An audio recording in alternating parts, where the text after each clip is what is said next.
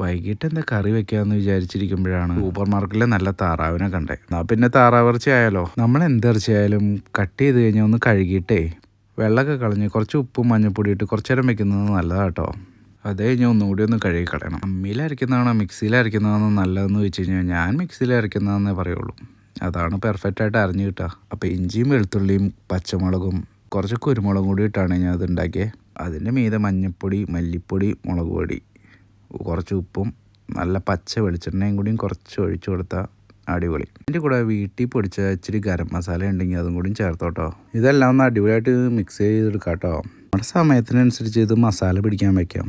രാത്രി മൊത്തം ഇരുന്നാലും ഒരു കുഴപ്പമില്ല കേട്ടോ. ഇറച്ചിയുടെ ഉള്ളിൽ അത്രയും നന്നായിട്ട് മസാല കയറി കിട്ടും. അങ്ങനെ മസാല പറ്റി വെച്ചാണ് ഡക്ക് എടുത്തിട്ട് നേരെ കുക്കറിലിട്ട് 2 വിസിലങ്ങ് അടിച്ചെടുക്കാം. അങ്ങനെ വിസിൽ ഓഫ് ചെയ്തിട്ട് അവിടെ ഇരുന്നോട്ടെ കേട്ടോ, തുറക്കാനും നിൽക്കണ്ട. ആ നേരം കൊണ്ട് കറി വയ്ക്കാനുള്ള മസാല ഉണ്ടാക്കിയാലോ. നോൺ വെജ് കറി എന്തെങ്കിലും വെക്കുകയാണെങ്കിൽ എനിക്ക് ഉരുളിയാട്ടോ ഇഷ്ടം. അപ്പോൾ ഉരുളിയിലാണ് നമ്മളിന്ന് താറാവിന് ഉണ്ടാക്കുന്നത്. അപ്പോൾ ഇച്ചിരി വെളിച്ചെണ്ണ ചൂടാക്കിയിട്ടേ അത് ഗരം മസാല കൂട്ടങ്ങ് ഇട്ട് കൊടുക്കാം.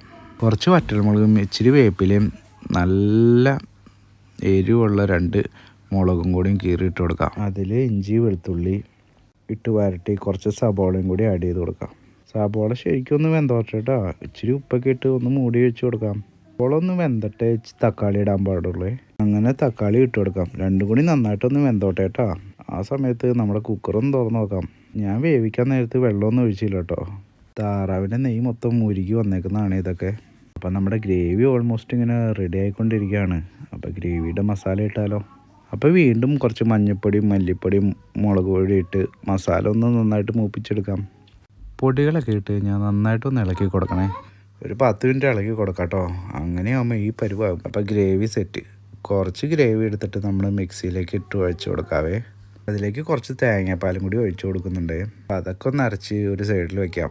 ബാലൻസുള്ള മസാലയിൽ കുക്കറിലിരിക്കുന്ന താറാവിനെ അങ്ങ് ഇട്ട് കൊടുക്കാവേ.